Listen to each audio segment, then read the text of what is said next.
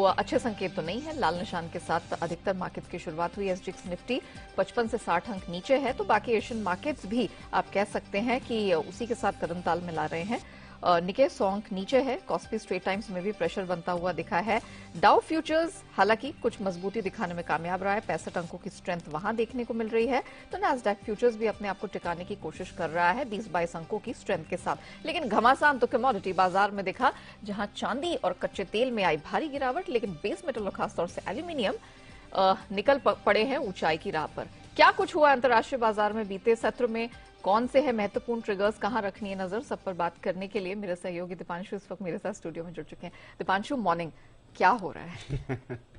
Data आ रहा है और इतने हमें नचा के रखा हुआ है बिल्कुल, क्योंकि एक बाजार में होप बनी हुई थी कि शायद इन्फ्लेशन कूल ऑफ होगा, शायद फेड आगे जाकर पिवट कर सकता है या एटलीस्ट ये जो अग्रेसिव रुख बनाया हुआ है इसको कम कर सकता है, बट कहीं से अब तक ऐसे संकेत नहीं आ रहे हैं। तो होप बनी हुई है कि शायद ऐसा होगा, बट रियलिटी अलग है और इसलिए बाजार लगातार डिसअपॉइंट हो रहे हैं। अब डेटा देख लीजिए, फेड मिनट्स देख लीजिए, सब यही इस समय पॉइंट कर रहे हैं कि फिलहाल तो कूल ऑफ का संकेत अभी तक तो नहीं आया है।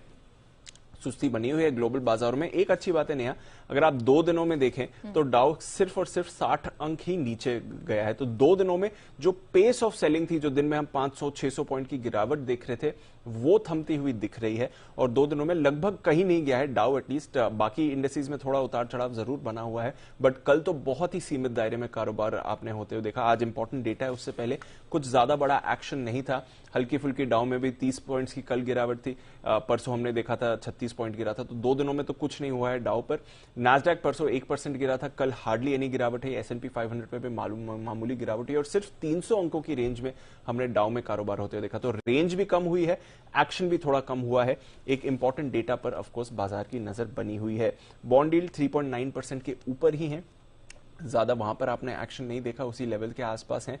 पेप्सी के दमदार नतीजे आए थे, तो पहला मेजर अर्निंग्स जो आई पेप्सी की तरफ से काफी शानदार रही और नतीजे तो अच्छे थे। आगे की गाइडेंस भी इनकी स्ट्रांग रही है। इनफैक्ट इंडिया में तो डबल डिजिट वॉल्यूम ग्रोथ भी इन्होंने रजिस्टर कराया। तो फर्स्ट सेट ऑफ अर्निंग्स अभी तक तो ठीक ही आई है। आज डेल्टा एयरलाइंस के नंबर्स आएंगे तो वहां पर देखते हैं कैसा अनुमान रहता है।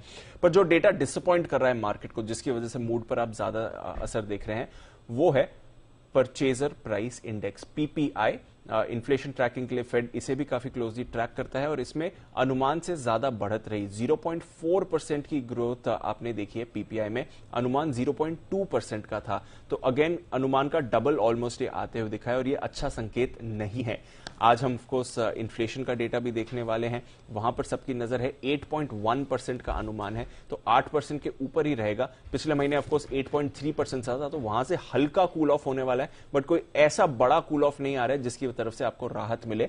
और ये इंडिकेट भी कर रहा है फेड के मिनट्स में, जो पिछली बैठक हुई थी उसके मिनट्स भी कल शाम को जारी हुए और वो क्लियरली दर्शा रहे हैं कि अभी भी इन्फ्लेशन की चिंता बनी हुई है। फेड अपना रुख बदलने में तेजी नहीं करने वाला है या जल्दी अपना रुख नहीं बदलेगा, क्योंकि महंगाई अभी भी एक प्रॉब्लम बनी हुई है और फेड का यह भी कहना है कि एक तो अनुमान से ज्यादा हर बार महंगाई आ रही है, दूसरा उतनी तेजी से कूल ऑफ नहीं हो रहा है महंगाई का जितनी तेजी से हम चाहते हैं। लेबर मार्केट में भी शॉर्टेजेस हैं जिसकी वजह से परेशानी बनी हुई है। तो लंबे समय तक महंगाई को काबू में लाने के लिए ऊंचे स्तरों पर आपको रेट्स रखने पड़ सकते हैं। जो फेड का टर्मिनल रेट है वो भी 4.6% का अनुमान लगाया जा रहा है, यानी कि करंट लेवल से काफी ऊपर रह सकता है। तो फिलहाल तो फेड की मिनट्स में या ऑनगोइंग डेटा में कोई भी ऐसा संकेत नहीं आया है कि फेड अपना स्टांस जल्द बदल सकता है और उसी की वजह से बाजार में आप डिसअपॉइंटमेंट देख रहे हैं।